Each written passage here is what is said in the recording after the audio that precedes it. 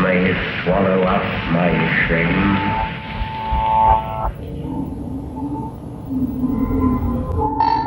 Aleister Crowley, the man who called himself the Beast 666, black magician, drug fiend, sex addict, and traitor to the British people.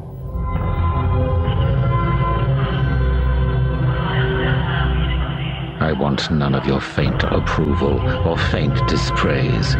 To hell with Christianity, rationalism, Buddhism. I want blasphemy, murder, rape, revolution, anything bad or good, but strong. In 1920, Aleister Crowley founded a commune in Sicily to practice the beliefs that he said would one day sweep away Christianity and free men from all restriction and repression. 3 years later, Mussolini deported Crowley and his followers from Sicily after reports of human and animal sacrifice and unimaginable sexual depravity caused an international scandal. The British press called Crowley the wickedest man in the world. I have exposed myself to every form of disease, accident, and violence. I have driven myself to delight in dirty and disgusting debauches, and to devour human excrements and human flesh. I have mastered every mode of my mind, and made myself a morality more severe than any other in the world. 1,000 years from now, the world will be sitting in the sunset of Crowleyanity.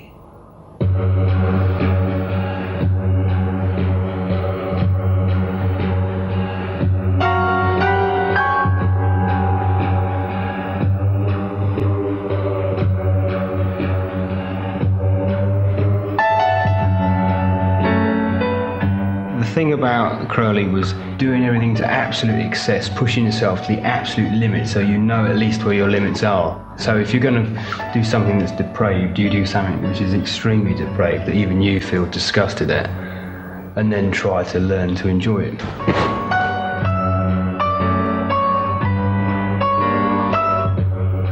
Aleister Crowley declared the death of Christianity. He was to be the new Messiah that would replace the pallid dead Christ. I believe he was the real thing. He had given himself under demonic control. He was evil. Very clever. A genius, for God's sake. A raving genius, you know. In a world of little tiny people, this Crowley saying, my God, why are you so unhappy? You want to make love? Well, make love, for Christ's sake. You want to take drugs? You want to expand your consciousness? Please do it.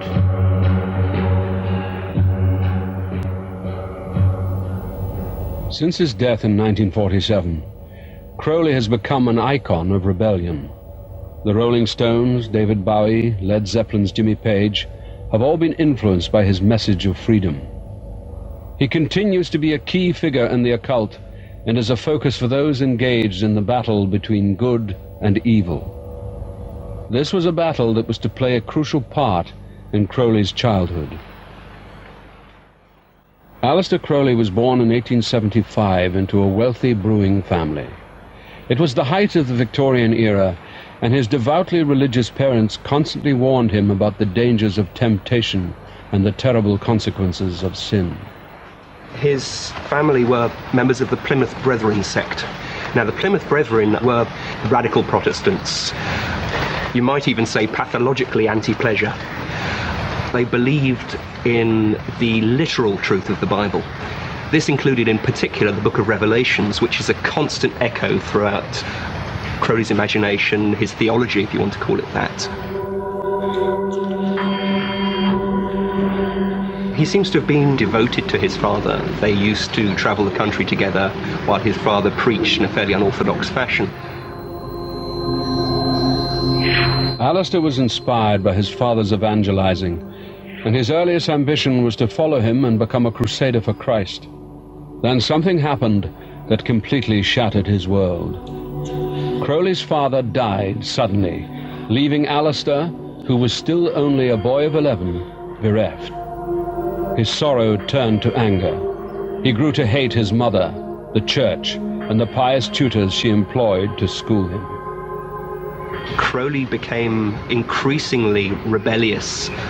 He set about attacking the thing which had made his childhood such a misery. I had arrived at the conclusion that the Plymouth Brethren were an exceptionally detestable crew. I wanted sin, a supreme spiritual sin, but hadn't the slightest idea how to go about it. He really could not bear his mother, and the first opportunity, when he was a teenager, he had the maid on his mother's bed, and obviously felt that this was a kind of revenge.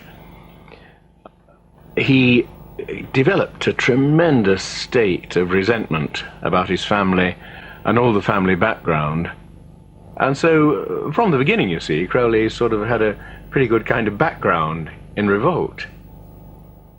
Crowley failed to distinguish himself during his school days, apart from getting expelled from Tunbridge after catching gonorrhea from a prostitute. At Cambridge, Crowley finally broke free from the shackles of his upbringing. He published his own poetry, revealing a rapidly developing obsession with sex. When Celia comes, 'tis earthquake's hour. The bed vibrates like kettle drums. It is a grand display of power when Celia comes. When Celia farts, my hasty nose sniffs up the fragrance of her parts. Shamed are the violets and the rose when Celia farts. Crowley's poetry was so pornographic that he would have been prosecuted for obscenity had he not taken the precaution of publishing it abroad under a false name. Crowley had the natural appetite for sex you might expect from someone in their adolescence. There was something different about Crowley, though, I think. There was almost, he was developing a compulsion. Part of that compulsion seemed to be a compulsion towards sin, a form of blasphemy, a form of spitting in the eye of the Christian church.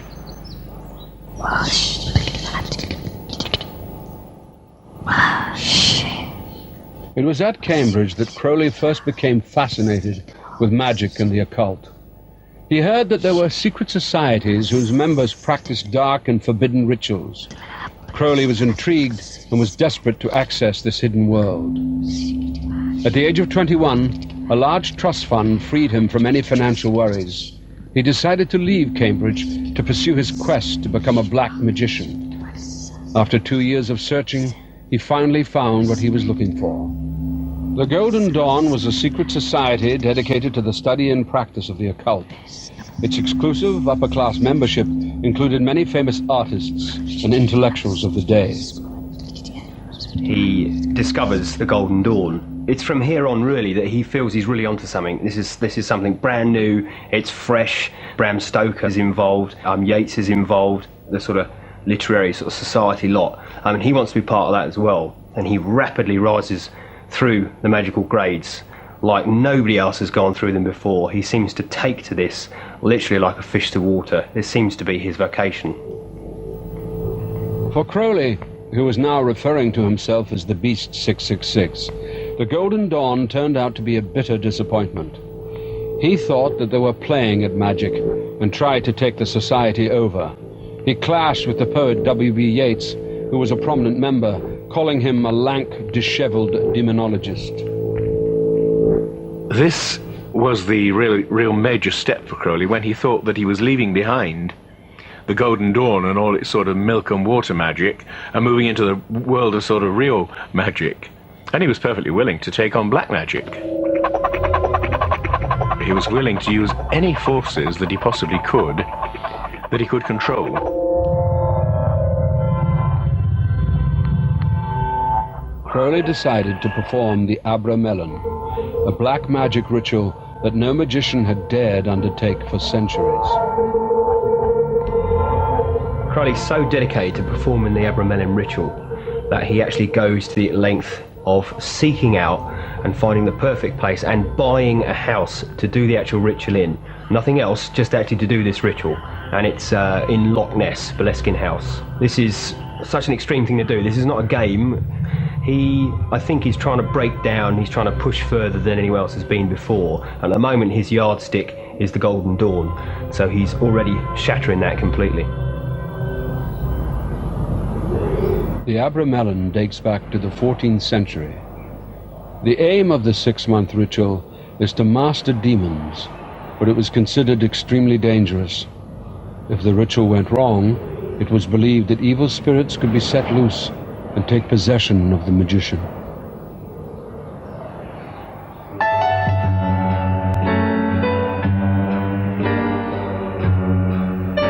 The Abramelin ceremony has an introduction which states that nobody should perform this ceremony. Red rag to a bull with Alistair.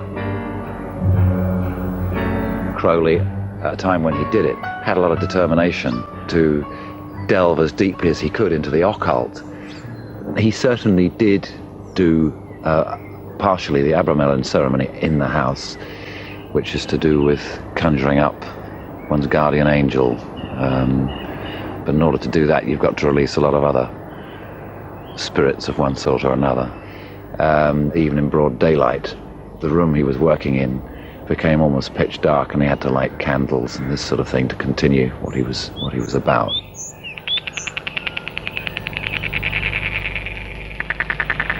Deep-mouthed from their thrones deep-seated, the choirs of the eons declare the last of the demons. The kingdom is thine to inherit. What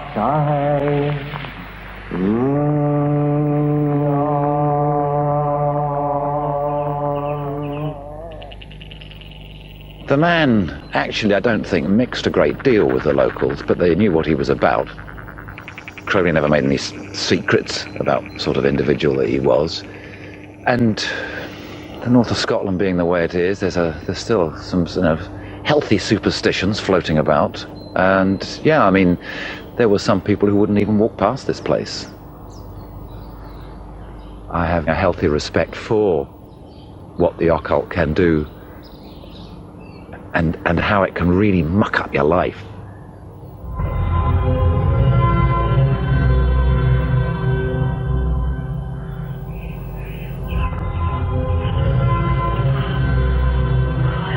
Crowley, in his absolutely typical way, he broke off the ritual. He just couldn't be bothered to go on, because it really is pretty exhausting, you know, living on bread and water and getting up at 3 o'clock in the morning with invocations and all kinds of things. It's nothing so much as like being a monk, only harder. And so Crowley gave it up. If you do that kind of thing, you get possessed, in a certain sense. Things get inside you and use you for their purposes.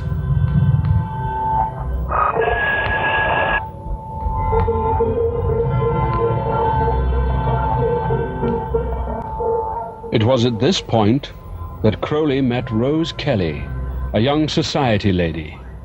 Courting scandal, he married her the day after they met and took her off to Egypt for their honeymoon, leaving the Abramelin ritual unfinished. The honeymoon was a period of uninterrupted debauchery. Once in the first 3 weeks or so, Rose took some trifling liberty. I recognized the symptoms and turned her up and spanked her. She henceforth added the qualities of a perfect wife to those of a perfect mistress.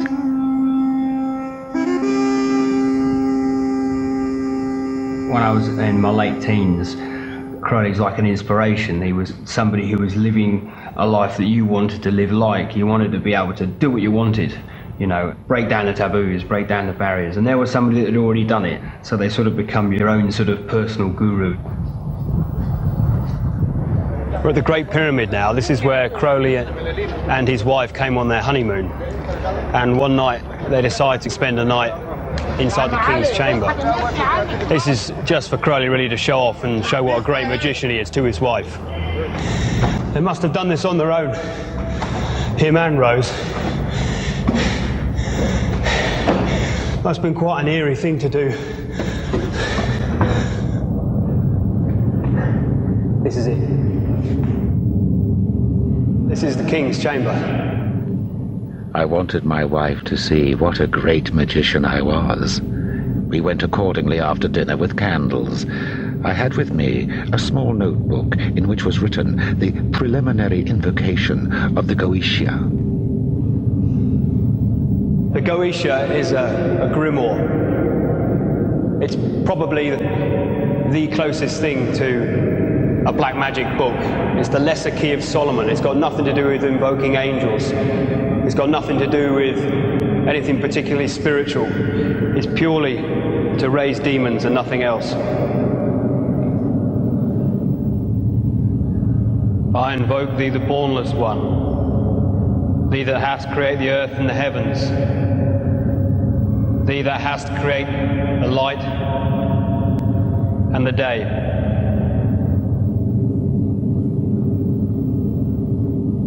Mudorao Palaraeo Du Evi.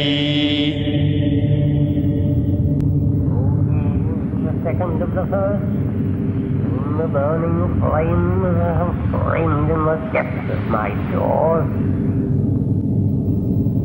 This must have been one hell of a honeymoon. Back in Cairo, they were continuing their orgy of hedonistic excess when the black magic ritual in the Great Pyramid had an unexpected result that was to be the turning point in Crowley's life. Rose got into a strange state of mind. I had never seen anything like it before. She kept on repeating, dreamily, yet intensely, "They are waiting for you. They are waiting for you."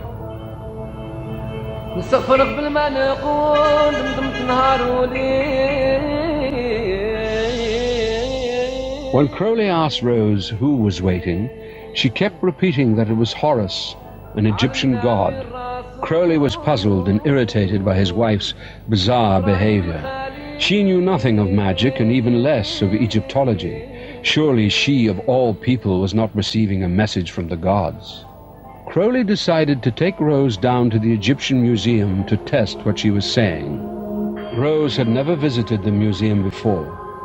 To Crowley's amazement, she rushed through rooms full of ancient artifacts until suddenly she stopped dead. There he is. It was an image of the same god she claimed to have seen in her vision. Crowley was stunned. What could this mean? Rose told him that they had to go back to the hotel room and wait to find out. There seems to be that instance back in the museum in Cairo when he went to look at this exhibit, which was Exhibit 666, and after that getting in touch with somebody that said they were the god Horus. I think at that point something happened within his life. He opened himself up to a power that never ever left him, which he developed. And I believe he was the real thing. I believe that people that came into contact with him came into contact with that which was supernaturally evil. He had given himself under that demonic control, and that demonic control could now affect him and could work through him. I shall find you, I shall have you, I am coming back to you.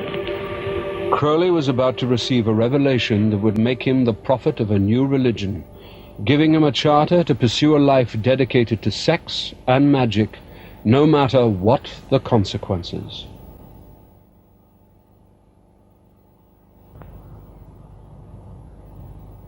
Aleister Crowley had delved deep into black magic, but in all the rituals he had performed, he had failed to communicate with a demonic entity. He believed that this was necessary to become a supreme master of the occult who could harness the powers of darkness. At midday on the 4th of April, 1904, in a hotel room in Cairo, what he had been waiting for all his life was about to happen.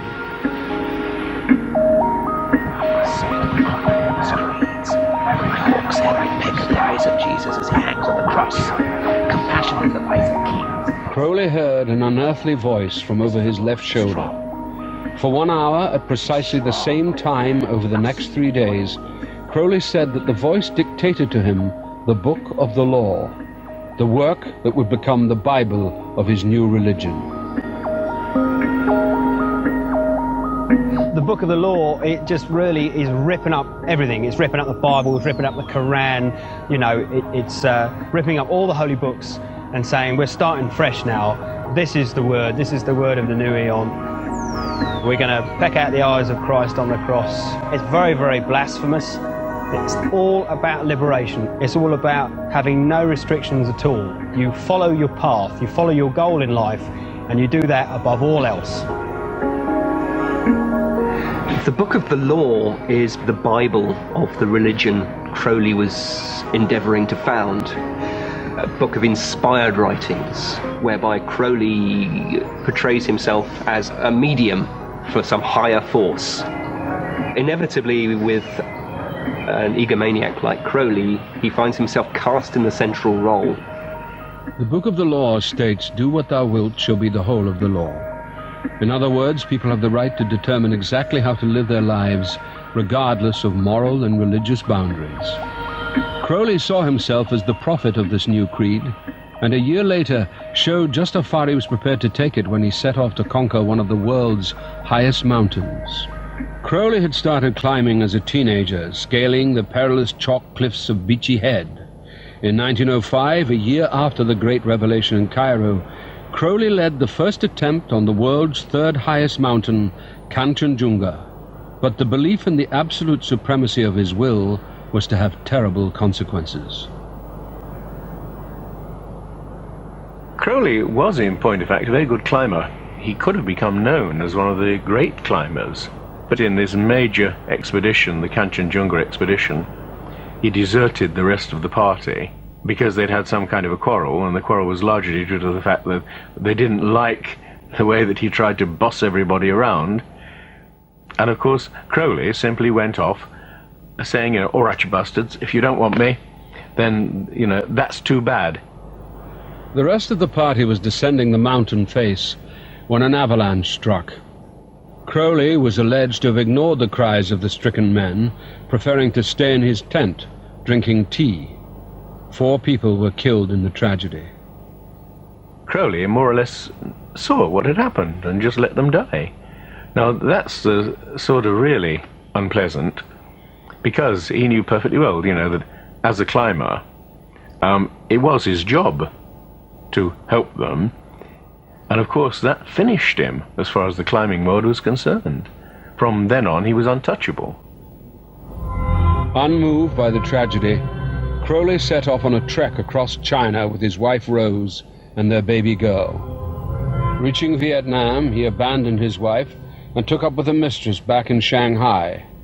Rose was unable to cope on her own, and the child died of typhoid. Crowley then deserted Rose for good, blaming her for the death. In despair, she went mad. Back in England, Crowley found his first disciple, Victor Neuberg, a young Cambridge poet. In the case of Neuberg, there was definitely a peculiar kind of homosexual relation, and I'm not just now talking about the ordinary physical thing. Neuberg was in love with him. That's what I mean. He got mixed up with Crowley. Crowley saw there a far weaker character, plunged on Neuberg, and of course dragged him into this whole business of black magic.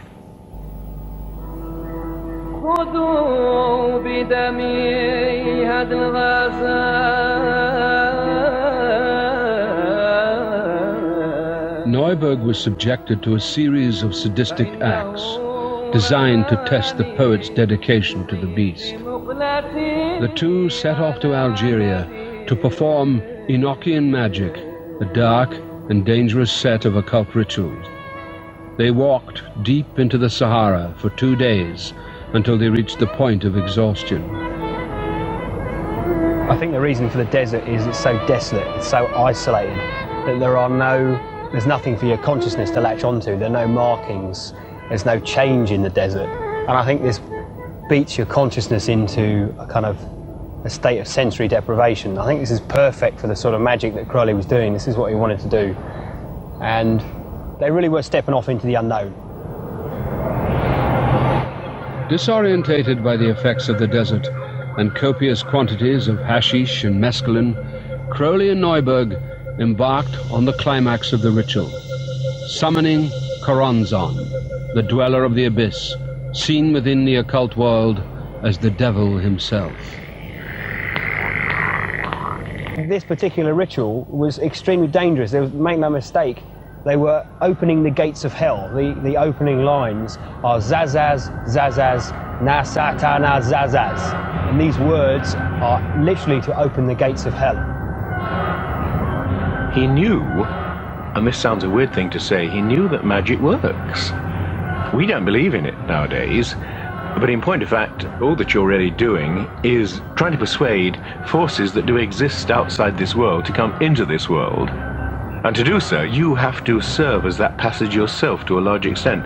And that's the reason the magician gets inside a circle and stays inside the circle. Now, Crowley liked playing with fire. He drew the circle around Neuburg, and he himself was outside the circle. Well, magicians don't do that. It really is dangerous. You know, people can go mad. They suddenly hear voices inside their heads that they can't get rid of. Now, Crowley, fortunately, was such a bastard that he was more or less immune.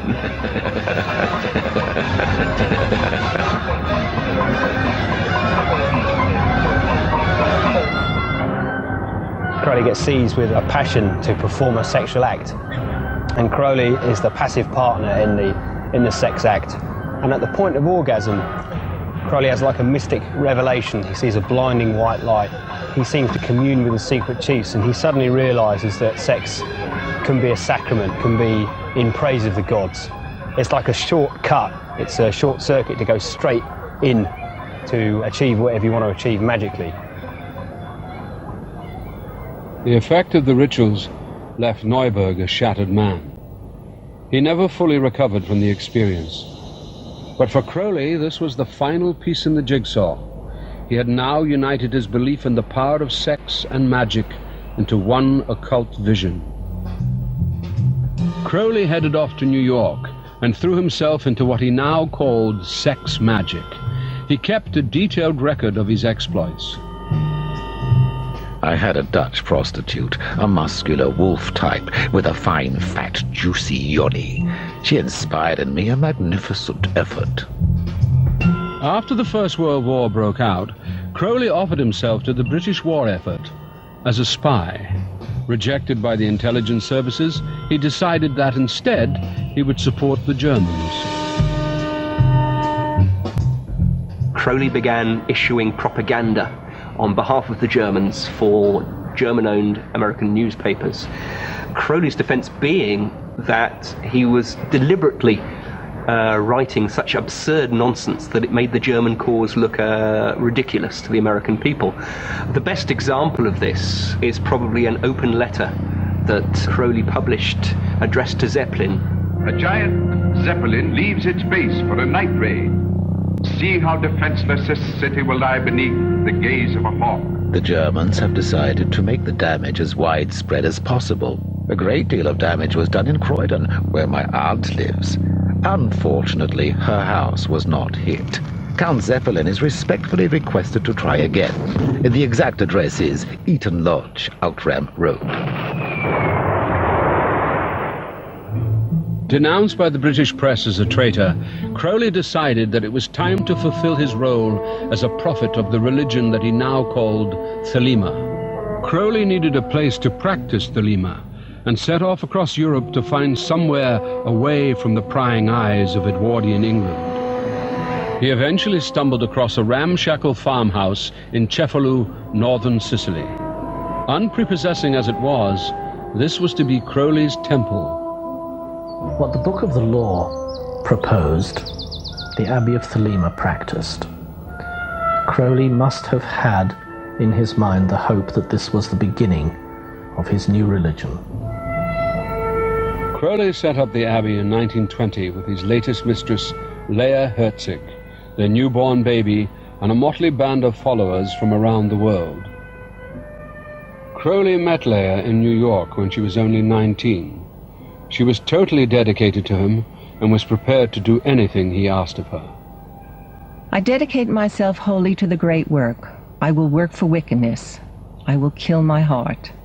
I will be shameless before all men. I will freely prostitute my body to all creatures. It's amazing to think that, in the 1920s, 80 years ago, Crowley came here with his disciples to sort of found his spiritual college, and really just to live a completely different way of life, his own unique way of life. They were going to break through all the constraints that were sort of tying them up in England. Amazing to think that this was here. He had his children here, and several disciples and several of his mistresses, and they all lived under the one roof.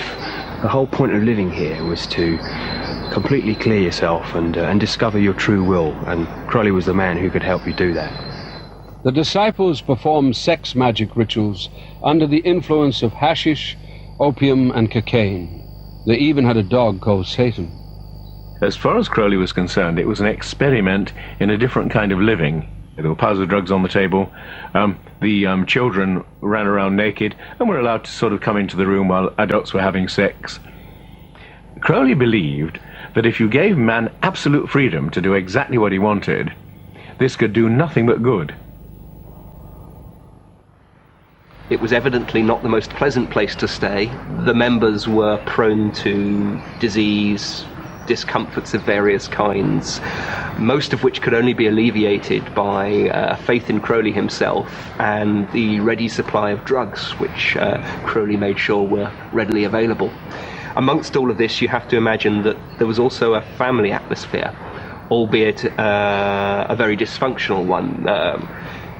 Think Charles Manson rather than the Waltons, I think. When Crowley first arrived here with his followers and set up base camp, it absolutely rocked the Cheflu's kind of the whole village, because they'd never seen someone behave in this way before. They'd never even seen it. He was kind of like a free man. And locally now, this actual house of Aleister Crowley is supposed to be cursed. And I was advised when I first came here not to go up to the house, that it would be a very, very bad thing to do. So people are genuinely sort of frightened of the actual building.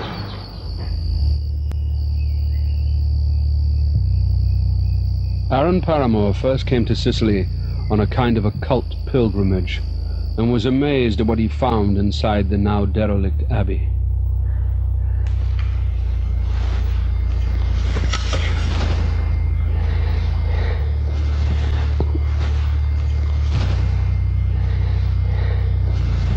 It's going to take a walk through.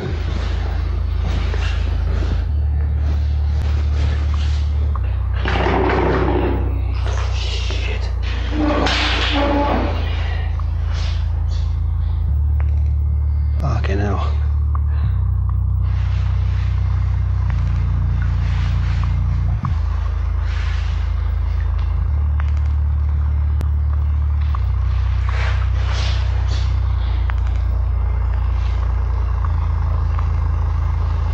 Stab your demonic smile to my brain. Soak me in cognac. And cocaine.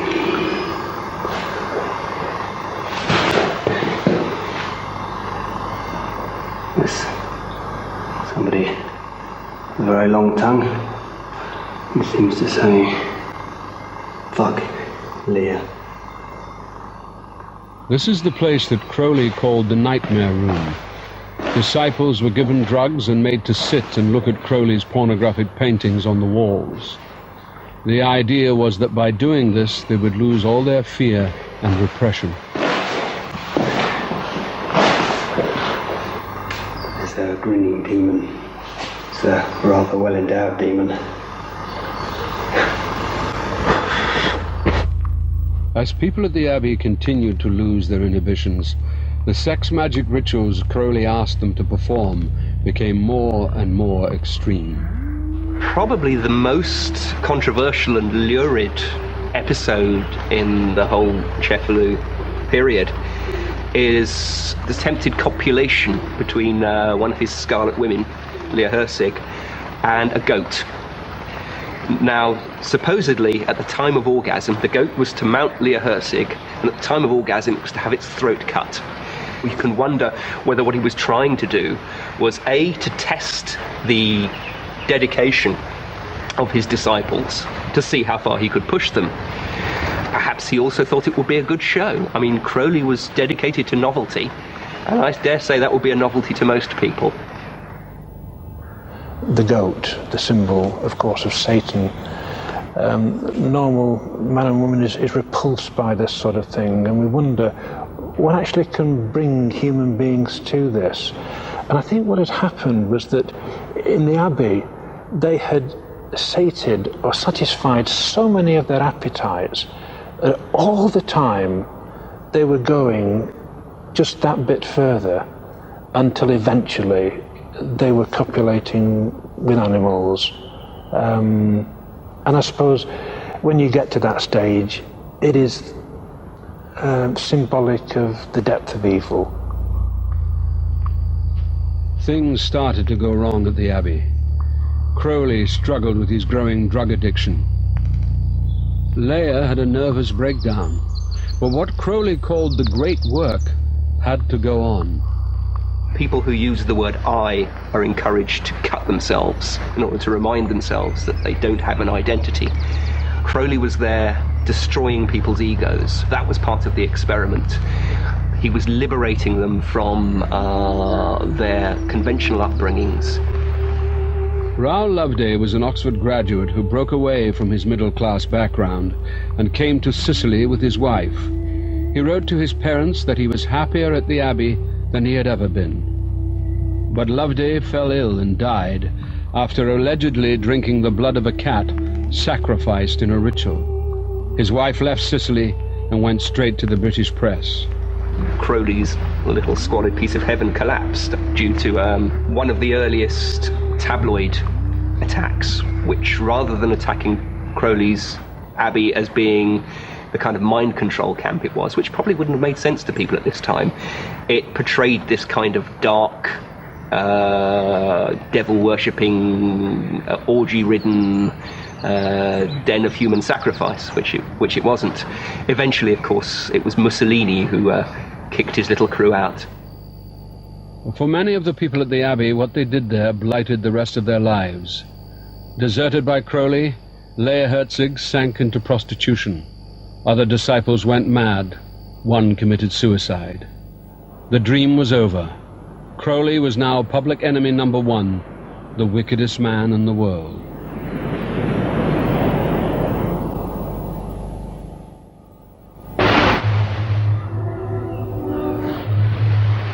Crowley's attempt to start a new religion in the Abbey of Thelema had gone disastrously wrong. His reputation as the wickedest man in the world was sealed.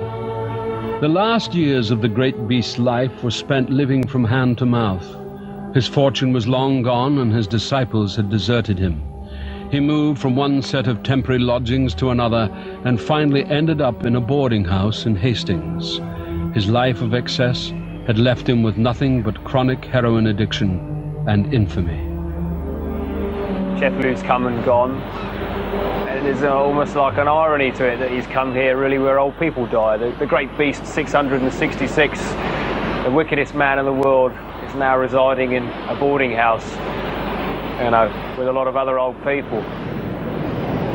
He's been through absolute hell and back, you know. He's danced with the devil and he's come back again. And is he a wise old man, or is he a sad, lonely heroin addict in a room? In 1934, Crowley began a libel case against a writer who described him as a black magician.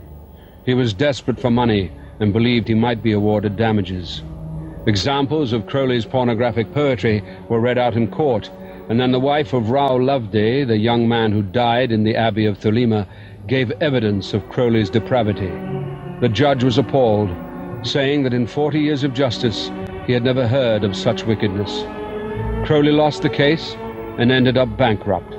But even after such a humiliating defeat, his extraordinary magnetism was undiminished.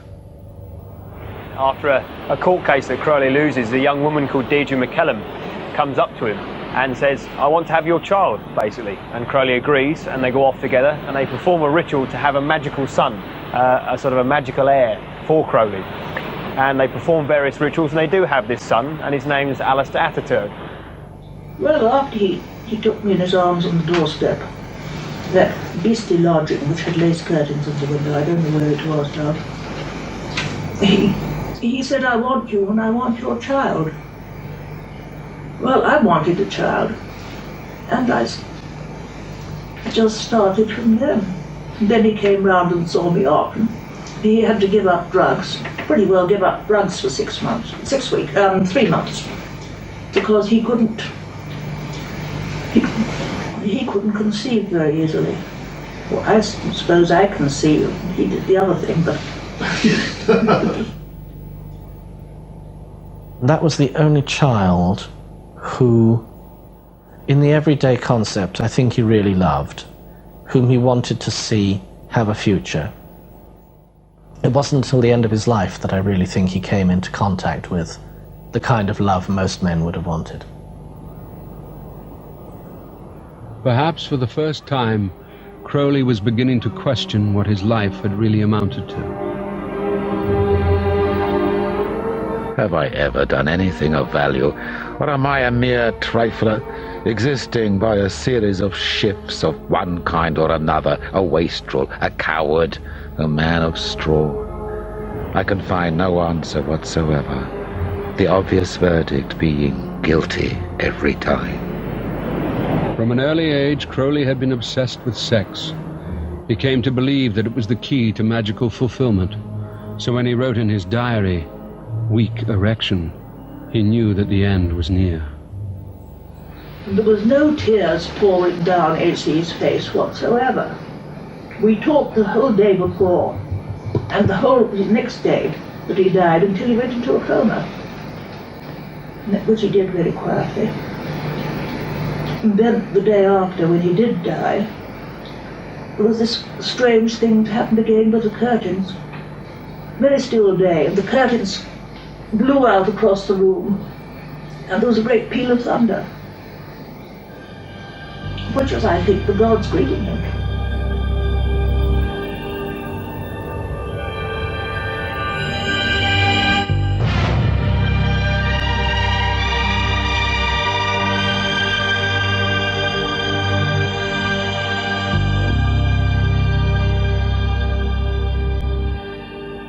Rotten as I am in 1,000 ways, I have been chosen by the gods to bring to earth the basic word in which mankind will work for the next 2,000 years or so.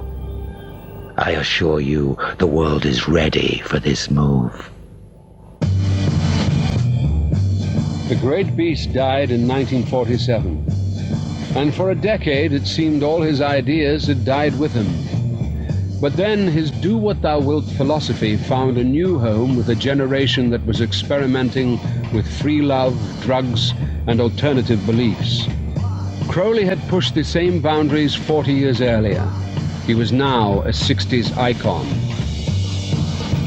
John Lennon acknowledged him as a personal hero by putting him on the front cover of the Beatles' Sgt. Pepper album. Drugs guru Timothy Leary went tripping in Crowley's footsteps. It's a great trip.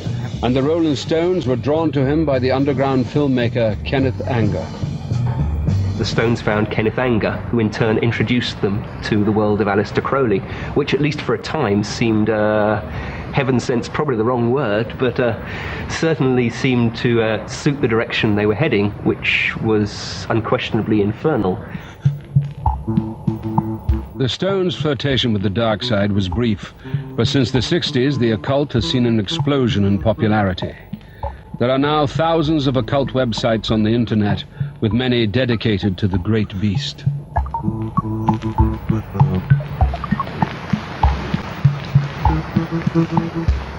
For devotees of Crowley, it's possible to certainly see a lot of the things he predicted, prophesied, as having come to pass. Certainly Christianity's grip over what we can and can't say, what we can and can't think, what we can and can't do, is diminishing. Today, Crowley's followers believe that he was a true prophet because he foresaw a society that has now embraced ideas of sexual and spiritual freedom. Others are not so sure. I think today modern occultism sees a very watered-down version of Crowley.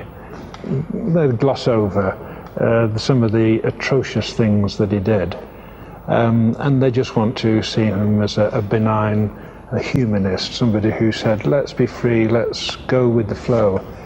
And it is to deny an awful lot of evilness that happened in his practices. We should be open and honest about Aleister Crowley. Crowley may have done some extreme things in his life, but was he truly evil? Does he really deserve his reputation as the wickedest man in the world?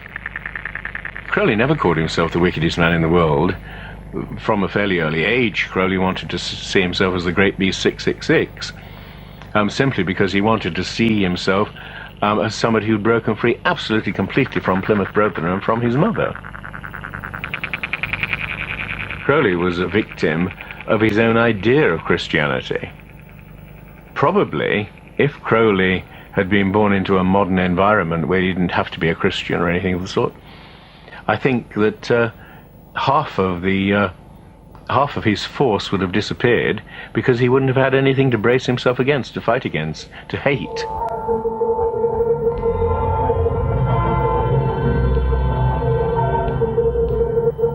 Aleister Crowley's life was spent affirming his freedom.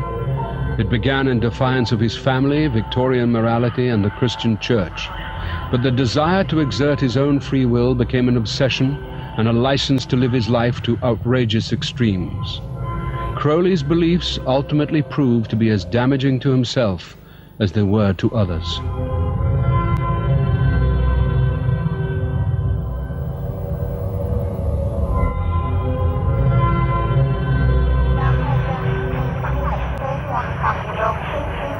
He didn't seem to understand that a philosophy of do exactly what you want doesn't really work for 99% of people.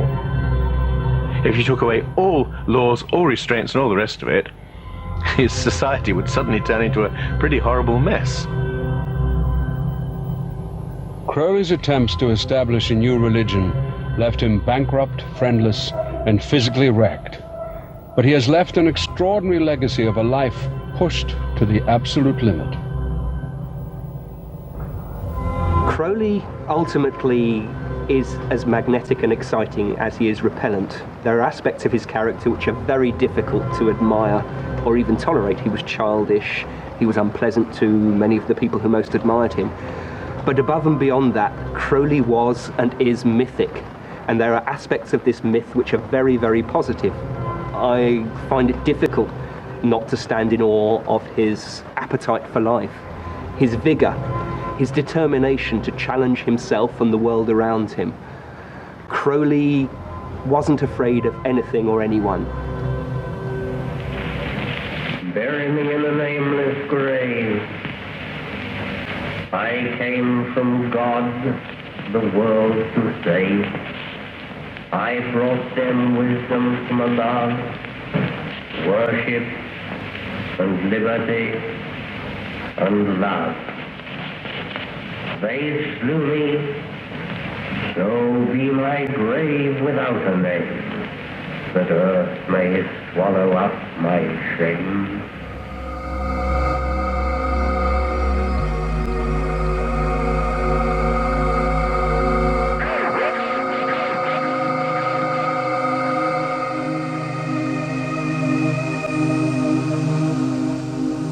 Masters of Darkness next Tuesday is on later. It's quite a climb up this hill, but if you're feeling brave, around the other side of the big mountain and just next to the stadium is the house of the man who the English press called the wickedest man in the world. It's really creepy, actually. Wow, it's still here. I mean, no one's lived here for years. It's just all abandoned and still here. Aleister Crowley was born in 1875 and was an occultist, poet, and general weirdo who founded a religion called Thelema and considered himself to be the prophet who would lead the human race into the Eon of Horus, whatever that is, in the 20th century. A bit like Scientology. In fact, I think L. Ron Hubbard was inspired by him. He was certainly his friend anyway. And he's said to have inspired Aldous Huxley, David Bowie, the Beatles, and honestly thought himself to be the Beast 666 as prophesied by John the Divine in the Book of Revelation. An occultist, he was a painter, he was a mountaineer, and I think he was a double agent as well in the war. Let's go through the keyhole with Julesy. How do you get in? you want to try and clamber down there? I reckon that's the way in. Looks safe enough. Oh. Yeah, he was just a weird kind of deviant. In his lifetime, he became a notorious bisexual drug experimenter and Satanist. And people would come to his house and do all sorts of weird sex experiments and stuff like that until Mussolini eventually just had him expelled from Italy. The Temple of Thelema. Doesn't look like much of a temple to me. Who knows? Maybe there's someone in there now performing some ritualistic sex. It is actually really dangerous to go in. I'm kind of reluctant, but... There we go. How did you... Oh, he's in. Okay. Be careful, Julian. Julian. Oh, he's a fool. It's really freaky inside here. It's hard to believe he used to live here with his weird followers until 1923 when the Italians finally had enough of him. Kind of feels like maybe his weird followers still come in here. Okay. I'm already far too weirded out in here and it's horrible. It smells and I feel it's a bit dangerous. Yeah, they've clearly closed it off for a reason in there. Simon, don't knock anything with that big rucksack. I wouldn't go in. If you knock something, you might have the whole thing come down on top of you. This is a freaky place.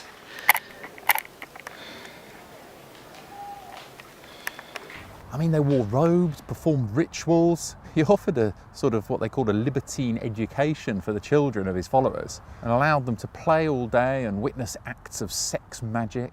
He also said, I slept with faith and found a corpse in my arms on awakening. What a nutter. Yeah, sounds like a nice guy. Yeah, quite fitting now that it looks like it's just been taken over by drug addicts and vagabonds and homeless people. My fingernails grow on my fingers, and my fingers are fixed firmly to my hand. It is my hand that terminates my arm, and that fixed to my shoulder like a charm. My shoulder is a portion of my trust. I hope no prostitute, however drunk, would end the shocking secret.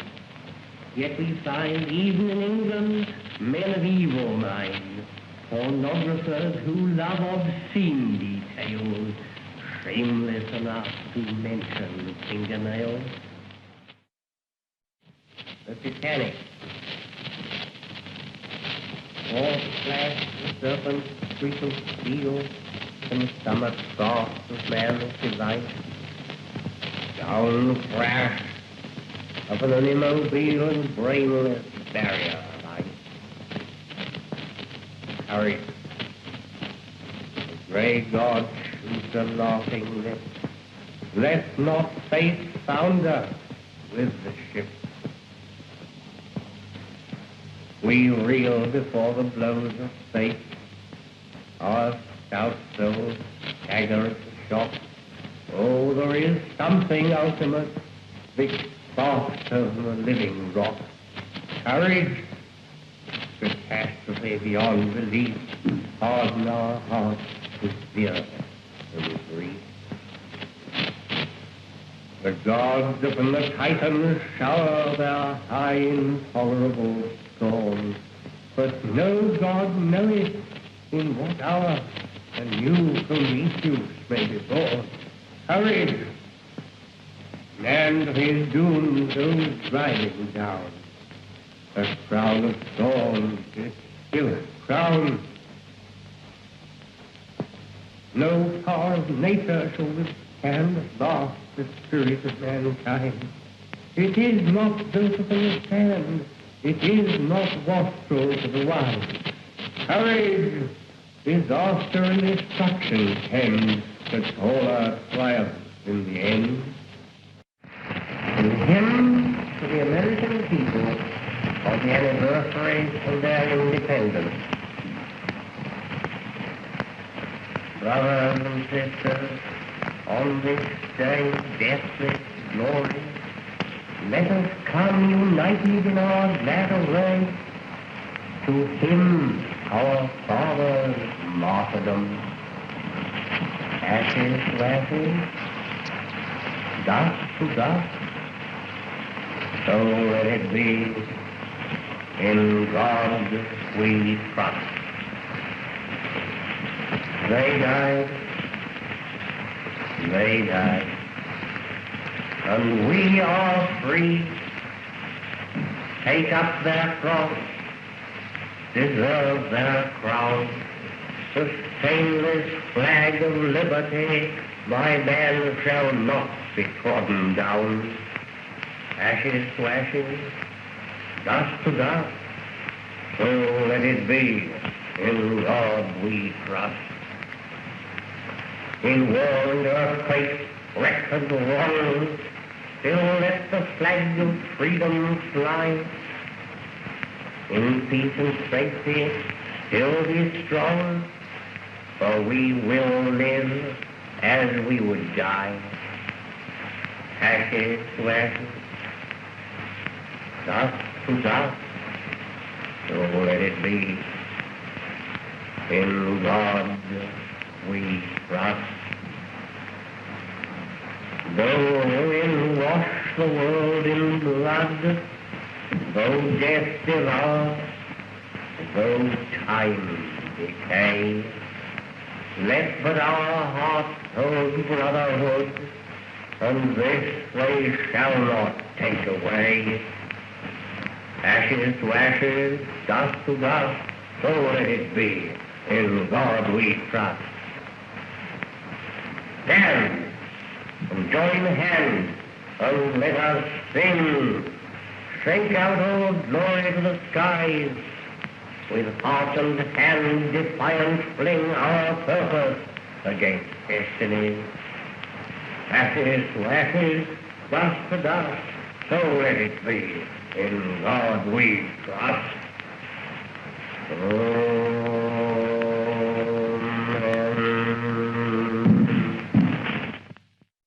Lord visible and sensible, of whom this earth is but a frozen spark turning about thee with annual and diurnal motion, source of light, let thy perpetual radiance partner to continual labor and enjoyment, so that as we are constant partakers of thy bounty, we may in our particular orbit give out life and light, sustenance and joy to them that revolve about us, without diminution of substance or effulgence forever.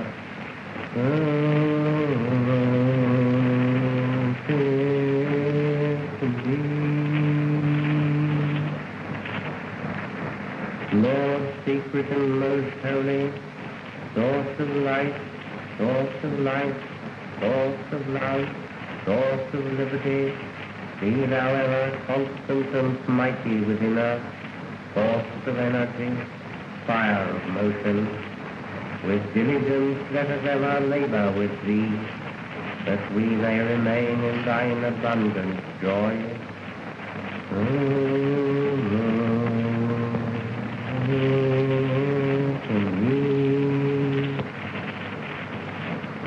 Lady of light, the turning ever about us, thought now visible and now invisible in thy season.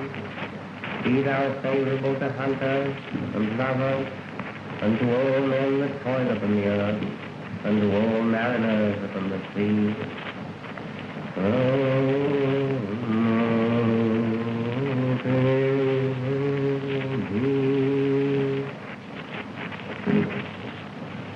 Giver and receiver of joy, gate of light, and love, be thou ever ready down thine hands of maiden, in thine office of gladness. Roll.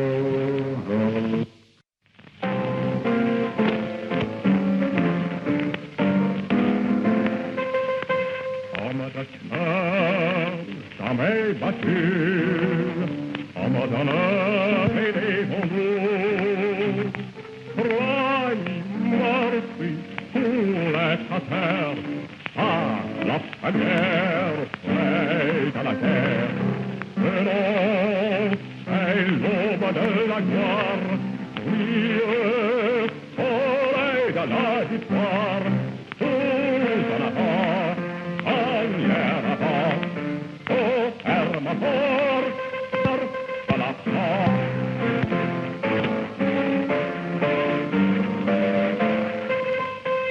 Être ta mort, pouvoir ta mort, au bon espoir du tricolore. Brise en moulant, à la revanche au châtiment.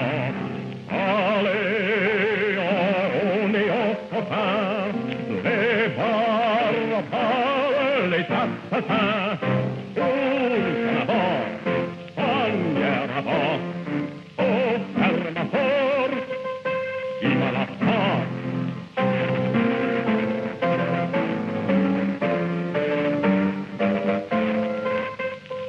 Libres égaux, frères français, Macron, à tout jamais, les courbes lâches, éclatants, exterminant la ville tyran. Homme de cœur, homme de gloire, homme